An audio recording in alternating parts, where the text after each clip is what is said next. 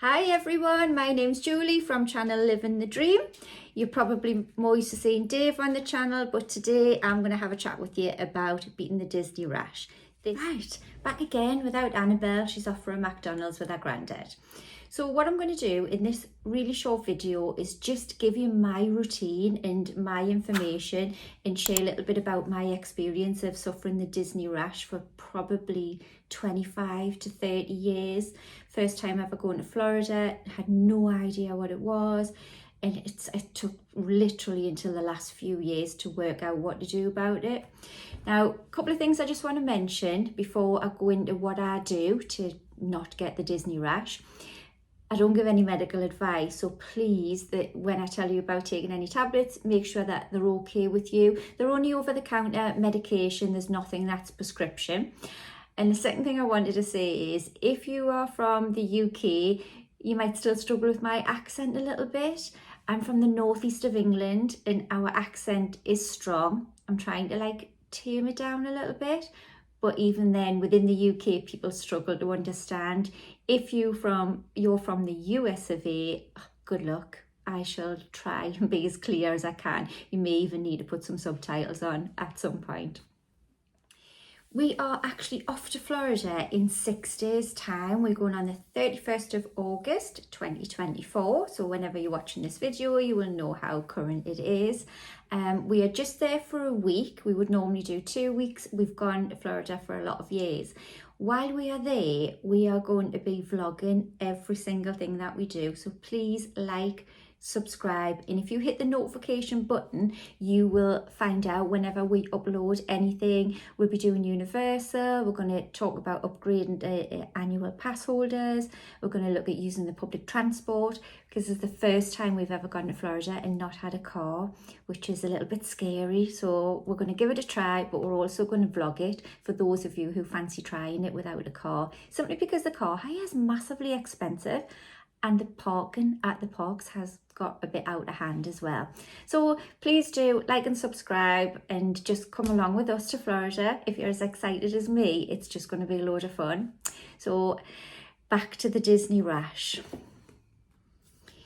If you have suffered from the Disney Rash, you will know just how awful it is. It is awful, and over years and years it's ruined many of my Disney Florida holidays, just because I have to cover up.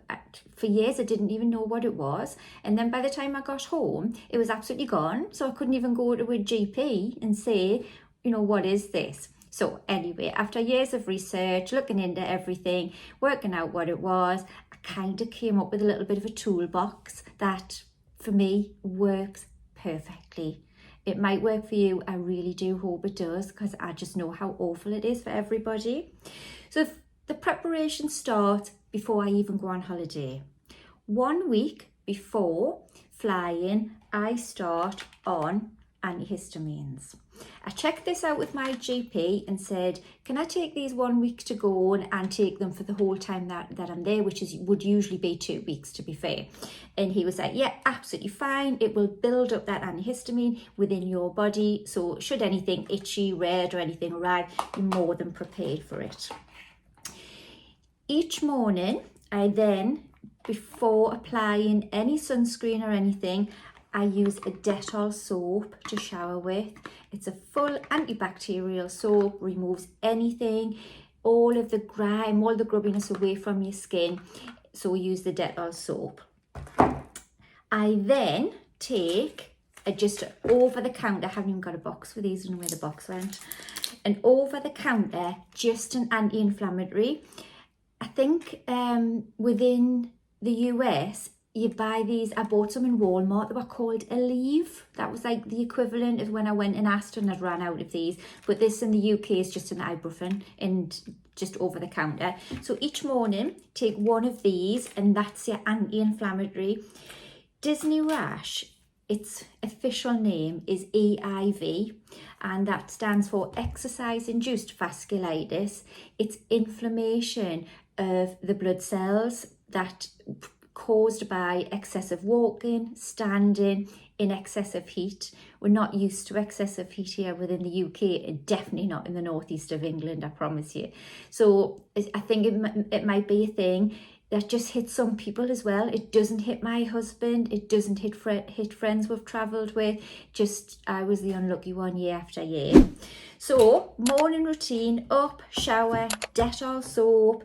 The antihistamine is ongoing a week before and continuous, and ibuprofen anti-inflammatory. So after the shower with the Dettol soap, removed all the grime and everything, we're ready for sunscreen prior to going out in that Florida heat. This is an absolute delight to use. It's just so light. It is can't even say it, Piz Buen allergy. It's really important that you get that allergy one, because I think that's the helpful bit. I'm sure that the normal lotions would be fine as well, but that allergy really, it's light, it's on your skin, and I think it just helps your skin breathe, which will help with that reduction of the overheating, which is going to cause the Disney rash or universal rash, whatever you want to call it. The key thing as well on top of that is, I take that out with this and I keep reapplying all throughout the day. Sometimes when you're within a park, you're having loads of fun, you're riding rides, you're walking around, eating all the snacks and everything, you can forget to keep reapplying it. So I do that application quite often through the day, maybe 3 or 4 times on a day in a park. It is so light, it's not heavy, it won't clog everything up. So that's honestly, and it's not even really badly priced. I'll buy that on Amazon, that size, 200ml, and it's £7, and that will do me for 1 full week. Possibly need another one depending on how much I am out in the sunshine, but usually just 1 will do for a week. So the other really important thing that I have with me at all times, and some of you might have heard of, is a cooling towel, like a little magic towel. So you put this in water, you just soak it in water, you take it out and you just flip it like that, and it goes icy cold without feeling wet. Now, usually when I'm just walking around, this would be nice and cool, and I'll just have it around my neck like that, and it just makes you feel, and you can dab your face, and it doesn't matter if you wipe your makeup off, and it keeps you nice and cool. But also, whenever I stop at, say, any water fountain, anything like that, bathrooms, restrooms, go in, soak it, and I have a little sit down and I wrap it, it's quite big, I wrap it around my legs for just 5 minutes, and I feel that's enough. So if I've started to overheat a little bit, more cooling, you can sit, even if you go on a ride, some of the shows and things, and if you're in for like say 15-20 minutes, do your cooling towel just before you go in, wrap it, spend that time in the aircon cooling down with your cooling towel on. By the time you come back out, you've got your body down to a normal temperature again, which is going to be really helpful. And keep drinking the water. After a long busy day at the theme park, having loads of fun, riding all the rides, keeping the body cool, keep applying the sunscreen, we're ready to go home and do the nighttime routine. I actually like the nighttime routine, it's lovely. Straight back to the Dettol soap again. So we're going to the shower, using the Dettol soap, head to toe, wash any remainder of sunscreen off, anything at all, anything you've been in contact with, just wash it off, completely fresh again. And in the fridge, I have this. Now, this I buy in the UK. It's, again, like a couple of quid, maybe £3, and it's just itch relief, and it's a gel. You put this in the fridge. When you come back in from a day at the theme park, this is icy cold and it's lovely. And then I just put that on my legs. In the meantime, my husband has gone with a couple of just normal, everyday household resealable bags, popped along to the ice machine, filled 2 of these up, ready for to put on my legs when I'm resting. Now, what I do is I just fill 2 of them, put my legs on a couple of pillows, elevate them, not massively, just, a couple of pillows high slightly, and then I just pop a couple of these ice bags on top of this cooling gel. The legs just feel amazing.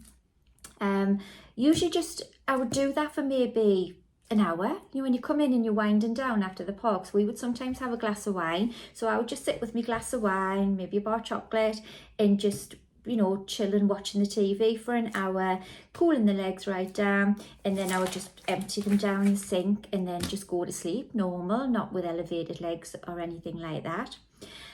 So yeah, just take them with you everywhere you go. It's got ice machines, and I do think that's another big factor. I kind of can't rule out or eliminate which of these things works the best, but I do think they each bring their own little thing that makes them work amazing. Years and years and years I had Disney Rash every year, just began to expect it was coming. I'd have long trousers, linen trousers ready just to pop on when I knew it was there. It was painful, it was itchy, but the thing that got me more than anything was just the sight of it. It looks awful, and I just imagined everyone was looking at it. I didn't see anybody else with it. I do now. Now in Disney, I look and I think, Disney Rash. I want to go and tell people what could be helpful to them, but I don't approach strangers randomly. That would be a bit weird. But I see it and I feel the pain of them. So all of these things together for me just work a treat. The other secret weapon that I have in my toolbox is compression socks. Now, I class the compression socks as an emergency contingency measure. Last year, it was May, and we were doing amazing. We did all the parks. I'd followed this routine. I was doing fantastic. Not a sign of the Disney Rash. However, we'd gone to Hollywood Studios one day, and if anyone's been to Hollywood Studios, you will know there's hardly any shade. Everything feels like it's just outdoors without any shade, and it was a hot day. We stood maybe an hour and a half waiting to see Woody and Jess. We maybe waited an hour to ride Slinky Dog, so on the feet constantly. Even when we stopped for something to eat, we were like in the sun because we just couldn't find any shade. We then left that park and I was still doing okay. You know, I thought, no, I'd stopped, I'd put the cooling towel on, I was drinking the water. I thought, no, I'm fine, it's fine, it's going good. We went over to Hard Rock to eat on the night time. And again, I was inside in the aircon. It was great. I didn't feel overheated. I was checking my legs constantly and there was no sign of anything coming. And I thought, great, even on a really hard park day, this little routine has smashed it. We came outside and it was lashing down rain. Now, for some reason, and please let me know in the comments if anybody knows why, the rain seems to be a trigger. Now, I thought for years the rain would do the opposite because it's about cooling down. And I used to think, why would the rain, like when I'm overheating and getting all red and hot, why is the rain not cooling me down? But for some reason it acts as a trigger. So we walked back from the Hard Rock over to Cabana Bay where we were staying, and I saw tiny little, the dreaded spots appear, and I was absolutely devastated.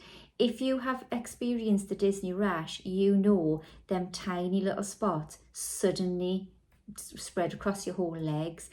I'm willing to put some not nice pictures to look at of what it looks like when it's really bad, and I do apologise for that, but I think those who know the Disney Rash will know this already, how bad it gets. So I was really worried that like I hadn't beat it. So I had in my little toolbox emergency compression socks. I will slot a picture in of me rocking the socks in the Magic Kingdom the next day. I had 3 or 4 tiny little spots, but I felt it was coming. So I did the ice pack routine, I did the gel, I did everything as normal as the nighttime routine. But then the next morning when I got up, I wore the compression socks. There was still, like under the socks, there was still a little bit of redness, nothing at all to what would have been noticeable to anybody else, but to me, because I knew what was coming, I wasn't taking any chances. So I wore the compression socks all that day in the Magic Kingdom. It was absolutely fine. Like, I wasn't hot. I don't think they look particularly unsightly. They were just plain white ones, as you'll see, and I was quite comfortable. Actually, I think they did help. Magic Kingdom was a long day for us, and I think it did help. I still did the cooling towels in the park, still drank all the water, still followed the daily routine, just added in the extra compression socks. So came back on the night time, took the socks off, followed the nighttime routine, the shower with the Dettol, the cooling gel, the ice pack, and it was just gone. That was it. And I think that was like 7 days in. So I was thinking, oh my God, I think I've smashed this. And it just went. And then we had 6 more days left of the holiday, followed the daytime and the nighttime routine, and that was as much as that Disney rash happened. So that was an absolute nightmare of a day, hammering Hollywood Studios Park on the hottest day I've ever had in my life. No shade anyway, standing in massive queues and getting caught in that dreaded shower, which just seems to be like a match to the fire for Disney rash. I don't know, I'm really interested to hear if that is the same for everybody, or is that just my personal experience. But over the years, whenever it rained, I felt like I was worse, like it was always worse than ever. So please do let me know. If you are in a park in Disney and you do get any kind of symptoms that the Disney rash is arriving, pop into the medical centres. They will give you these little sachets of Calogel, which I think is like that's same ingredients, just different. But they will give you this. Don't call it the Disney rash. They really don't like it. But they will give you these for free. Put them straight on, and if you think it's arriving, try and follow some kind of this routine if you can at all possible. Try and be prepared before you go. But if you're not and it arrives, Disney will help you out. I'm not sure that Universal has anything equivalent if you went into their medical centres, but I have experienced Disney being really helpful, as long as you don't call it the Disney rash. So I hope all of that kind of has been a little bit helpful, and give it a try. You've got nothing to lose. There's nothing there that's like harmful or unpleasant or anything. It's just a few things that I have in my toolbox that has helped me, and I'm just so happy. So don't forget, we are there in 6 days. I will put a little update on of how it's been. Did I beat the Disney rash again? Fingers crossed. But I'm confident, absolutely confident. I'm not even worried about it this time. So happy. And don't forget, like and subscribe the channel. We have a few trips planned. We have Florida that's coming up in 6 days. We are off to Tenerife shortly after that. And the special thing that we will be doing this year as well is UK Lapland, which is going to be lovely with our granddaughter. We then have a cruise after that. So and on top of that, we do little different things around where we live. So please do like and subscribe. Be lots and lots and lots of content coming on, and hit the notification button so you'll know when we upload something. The first vlog for Florida should be up pretty much straight away, because we're going to do our travel day. We're going to show how easy it is to get around from the UK, the flight. The husband's going to talk about the Esther and upgrading our park passes, all of those things that might be helpful if you're going to Florida for the first time ever, or even if you've been to Florida many times.